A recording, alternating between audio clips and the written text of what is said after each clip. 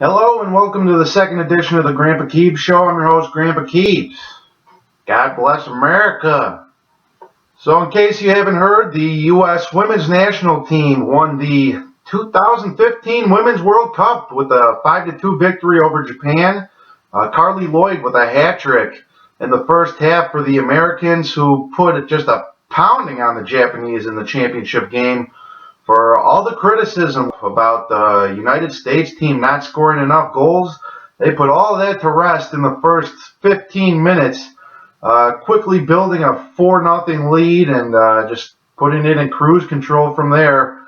Just completely dismember the Chinese team in the quarterfinal game, take care of a really tough German team in the semifinal game, and get revenge on the Japs from 4 years ago in the championship for the World Cup Championship. Go America. God bless. Woo! So I got this trophy because it kind of looks like the Women's World Cup trophy. Championship! The World Cup was an incredible event held throughout Canada, and let's be fair here. It wasn't all about the Americans, even though we did win.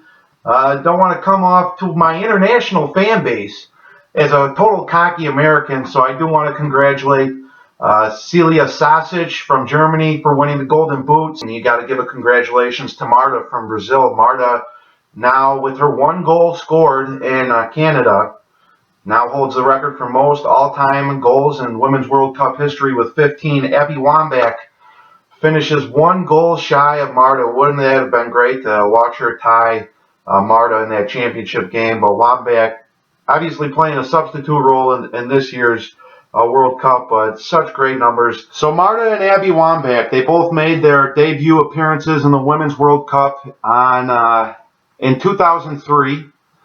2003 in American soil, and both scored 3 goals for their respective national teams. 2007 in China, Wambach with 6 goals, Marta with 7 goals for the Brazilians, as she took a 1-goal lead. Then you go to 2011 in Germany, Abby Wambach 4 goals, Marta 4 goals.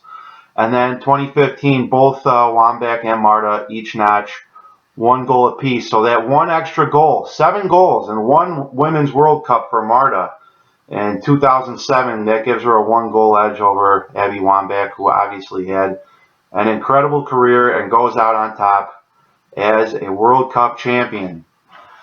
America! I got my all whites on now, so I'm ready to talk a little Wimbledon tennis for you. Let's break it down. Let's start off with the ladies.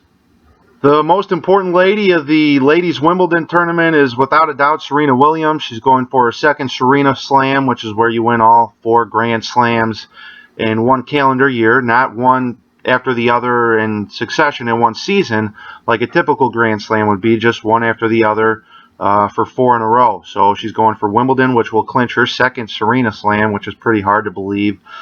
She'll face Victoria Azarenka in the quarterfinals, and those two have a pretty heated history. Should be a tense, exciting quarterfinal matchup. Serena got there by beating her sister Venus in straight sets in the 4th round, but not before she was really tested in the 3rd round. The Great Britain lady, Heather Watson was able to steal the 2nd set off of Serena and take it all the way to 3 sets until Serena finally did close her off. So Serena got to the quarterfinals. She'll face Azarenka. Serena's the 1 seed, Azarenka the 23 seed. The winner of that matchup will most likely face Maria Sharapova, who's the 4th seed in what would be a semifinal matchup.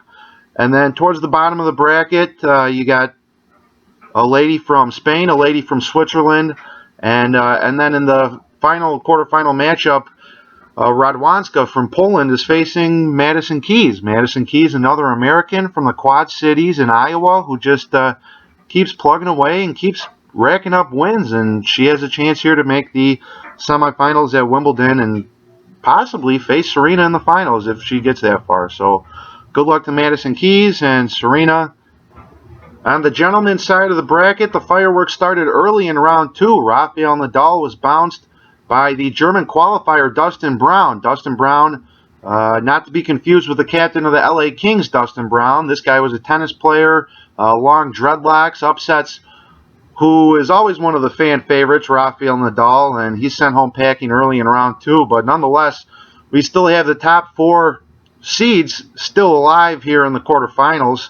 We'll start with the bottom of the bracket here. Roger Federer, some incredible tennis shot making.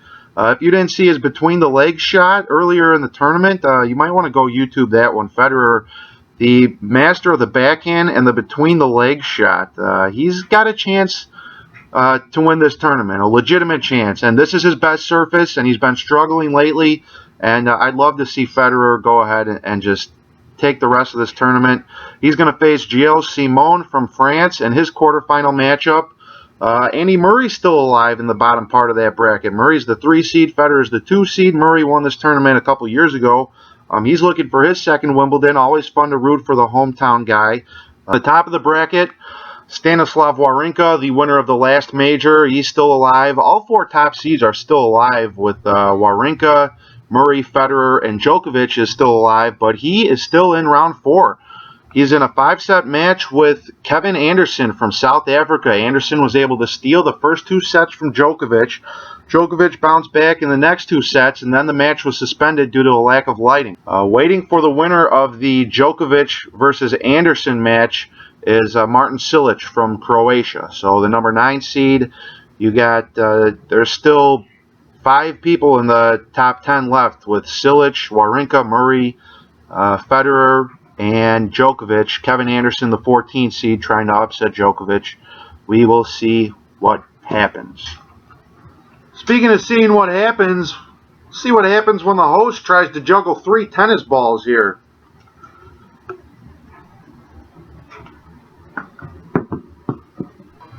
Big surprise in the NBA draft, of course, D'Angelo Russell going number 2. A lot of people projected the Chicagoan and Duke product Jahlil Okafor to fall to the Lakers. An interesting mix-up that changed the whole complexion of the draft. You got D'Angelo Russell going to the Lakers.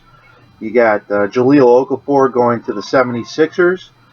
And then free agency dominoes falling after that. Marcus Aldridge signs with the Spurs, immediately makes them the top contender in the West. You got DeAndre Jordan going to the Mavericks, making the Mavericks a good contender. Golden State didn't really shake too many things up. They still got the same core that won the NBA championship. The West, I'm sure, again, will be ultra competitive. Clippers still rolling with CP3 and Blake Griffin. So up and down that Western Conference, some solid teams looking for improvement this year. We'll see how it all shakes. And then just to round things out, I want to state this opinion. I think Emmanuel Mudiay might be the best player in this entire draft. Oh, isn't Green Lake beautiful? Oh my gosh. There's Norton's, like right there. Okay. Not only was there NBA free agency, there was also NHL free agency. A couple of big winners in the NHL free agency pool. You got to take a look at Columbus. You got to take a look at the Detroit Red Wings as well. And then the Washington Capitals made a pretty nice killing for themselves. So let's break that down, take a look and see who got what. The big firework regarding the defending Stanley Cup champions was the Brandon Saad trade. Brandon Saad gets traded to Columbus, to the Blue Jackets for Anisimov and Dono. They come to the Blackhawks. Saad just asking for too much money for Stan Bowman to cut a big check for him. So they ship him off and get what they can from him. Got some good pieces. So we'll see how they fit in with the Hawks. Saad obviously gets a pretty big contract in Columbus. I believe it was 6 years, 36, or 5 years, 36 mil a year for Saad in Columbus, Ohio, and he'll immediately help the Blue Jackets and make them contenders next year.